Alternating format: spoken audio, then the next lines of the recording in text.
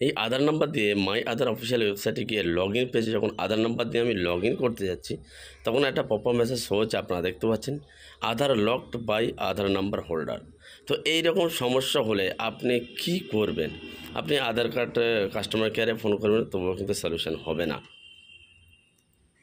আপনি log in করতে যাবেন, আধারের কোনো কাজই হবে না। অ্যাকচুয়ালি আধার লকড, এখানে বলছে আধার locked by Aadhaar number.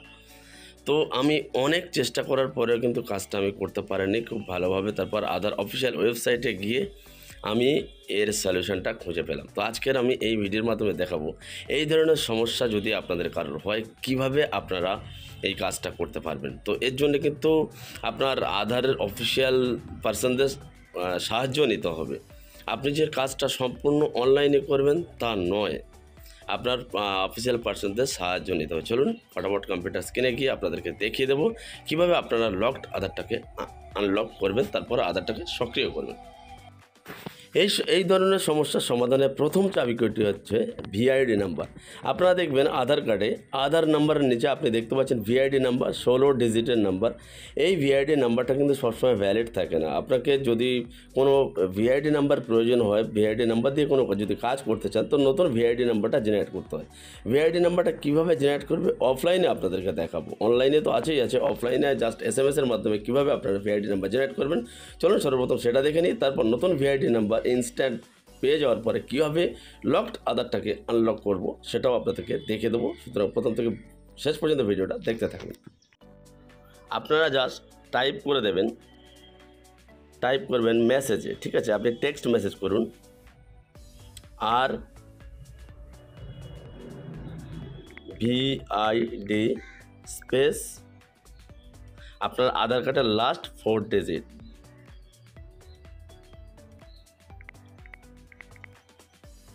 Send to 1947 1947 আপনারা পাঠিয়ে দেবেন। পাঠিয়ে দেওয়ার পরে আপনাদের কিন্তু ইনস্ট্যান্ট একটা মেসেজ এসে যাবে। আপনারা দেখুন, তো আমি 8:43 মেসেজ করেছিলাম 1947-এ, 8:44 কিন্তু আমার ভার্চুয়াল আইডি জেনারেট হয়ে গেছে। আপনারা দেখতে পাচ্ছেন আপনার লাস্ট 4 ডিজিট আধারটা মিলে নিন। চলুন এবার কম্পিউটার স্ক্রিনে গিয়ে লক আধারটাকে আনলক করে দেখিয়ে দিচ্ছি। সর্বপ্রথম চলে আসতে হবে ইউআইডিআই অফিসিয়াল ওয়েবসাইটে এসে আমাদের আধার সার্ভিসেস একটা অপশান আছে, ওটা আমাদের খুঁজতে হবে। এটা কিন্তু মাই আধার অফিসিয়াল ওয়েবসাইট নয়। আমাদের আধারের যাবতীয় কাজ করতে গেলে যেমন মাই আধার লগ ইন পেজে গিয়ে আধার লগ ইনকে করতে হয়, এক্ষেত্রে কিন্তু সেটা নয়। ইউআইডিআই অফিসিয়াল ওয়েবসাইটে চলে আসবেন, স্ক্রোল করে নিচে চলে আসবেন, এসে দেখতে পাচ্ছেন আপনারা আধার সার্ভিসেস বলে একটা অপশান আপনারা পাবেন। ওই আধার সার্ভিসেস অপশানের লক আনলক বায়োমেট্রিক বলে আর একটা অপশান আপনারা পাবেন। ওই লক আনলক বায়োমেট্রিক অপশানের উপরে আপনারা ক্লিক করে দেবেন।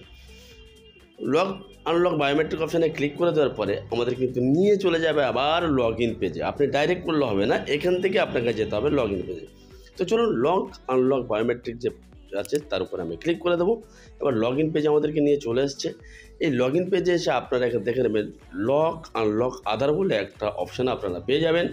লক আনলক আধার অপশানের উপর আপনারা ক্লিক করে দেবেন। এখানে ক্লিক করে দিলে তারপরে কিন্তু কাজটা আপনারা করবেন। আপনারা ডাইরেক্ট এখানে আসবেন না, ক্লিক করে দেবেন, প্রসিড অপশানে ক্লিক করে দেবেন। এবারে এখানে দেখতে পাচ্ছেন একটা লক আধার, একটা আনলক আধার। যেহেতু আমাদের আধারটা লক আছে, আপনারা স্ট্যাটাসটা দেখেছেন। এবার আমি আনলক আধার যেটা আছে তার পাশে চেকবক্সে আমি ক্লিক করে দেবো। ক্লিক করে দিয়ে এখানে আমাদের দিতে হবে ভিআইডি নাম্বারটা। যে ভিআইডি নাম্বারটা নতুন জেনারেট করেছেন সেটাই, পুরনো ভিআইডি নাম্বার দিলে কিন্তু হবে না। অনেকবার ট্রাই করেছি, হয়নি, তাই নতুন ভিআইডি নাম্বারটা জেনারেট করতে হয়েছে। ওই ভিআইডি নাম্বারটা এখানে দেবো, দেওয়ার পরে ক্যাপচা দেবো, ক্যাপচা দিয়ে সেন্ড ওটিপি বাটনের অপশানে আমি ক্লিক করে দেবো। এবারে দেখতে হবে ওটিপি যদি যায় তাহলে মনে করবেন আধারটা আনলক হয়ে গেছে। সেন্ড ওটিপি অপশানে ক্লিক করে দিলাম, একটু ওয়েট করতে হবে। গুড, অর্থাৎ ওটিপি কিন্তু চলে গেছে। সেই ওটিপিটা আমরা এখানে দিয়ে টার্ম অ্যান্ড কন্ডিশন যেটা আছে আই আন্ডারস্ট্যান্ড, যেটা ডিক্লারেশন আছে তার চেকবক্সে আমাদেরকে ক্লিক করে সাবমিট বাটনের উপর আমাদেরকে ক্লিক করে দিতে হবে। আগে কিন্তু এটা ওটিপি টোটালি ওটিপিই যাচ্ছিল না, এখন এই ওটিপিটা চলে গেছে। চেকবক্সে ক্লিক করব, সাবমিট বাটনের উপর আমি ক্লিক করে দেবো। ক্লিক করে দেওয়ার পর দেখতে পাচ্ছেন your Aadhaar number has been unlocked successfully, অর্থাৎ আধারটা কিন্তু আনলক হয়ে গেছে। চলুন আমি ড্যাশবোর্ডে চলে যাব। ড্যাশবোর্ডে গিয়ে আমি আবার লগ ইন করবো, আধার নাম্বার দিয়ে আমি লগ ইন করে দেখবো। যেহেতু আধার নাম্বার দিয়ে লগ ইন করার পর আপনারা দেখেছেন কি ফার্স্ট স্ট্যাটাসটা কি দেখেছে।